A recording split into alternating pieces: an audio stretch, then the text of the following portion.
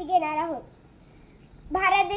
आपल्या भारत देशावर ब्रिटिशांनी सुमारे 150 वर्ष राज्य केले. तेव्हा भारत देशातील क्रांतिकारकांनी व थोर महापुरुषांनी आपल्या प्राणाची पर्वा न करता जनतेला संघटित करून ब्रिटिशांविरुद्ध उठाव केला. ब्रिटिशांनी व्यापाराचा हेतू डोळ्यासमोर ठेवला व ते भारतात आले आणि हळूहळू भारतीय सत्ता संपादन करून आपल्या भारत देशाचे ते राज्यकर्ते बनले. हळूहळू भारत देशावर ते अन्याय अत्याचार करू लागले. तेव्हा भारत देशातील प्रमुख नेते एकत्र आले व त्यांनी ब्रिटिश साम्राज्यवाद मोडून काढण्यासाठी सर्वप्रथम 1857 रोजी ब्रिटिशांविरुद्ध उठाव केला. जनतेने त्यांना योग्य साथ दिली.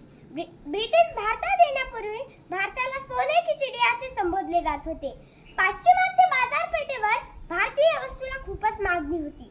म्हणून ब्रिटिशांनी भारताची सत्ता आपल्या हाती घेतली व सत्ता हाती घेतल्याबरोबर भारतातील सर्व उद्योगधंदे बंद पाडले. उद्योगधंदे बंद पाडल्यामुळे कामगारांवर उपासमारीची वेळ आली होती.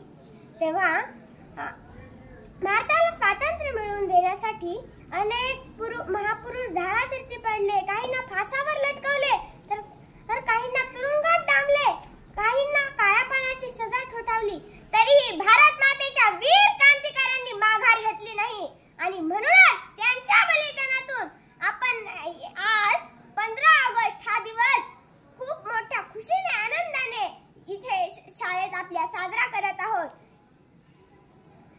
शेवटी या भारत मातेच्या सर्व सुपुत्रांना नमन करून एवढेच म्हणेन की 77ची उमर गाठली अभिवादन मज करू नका.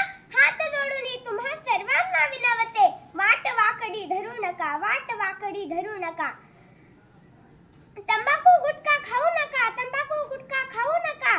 दारू सिगारेट ओढू नका, दारू सिगारेट पिऊ नका. एवढे करून मी माझे भाषण संपविते.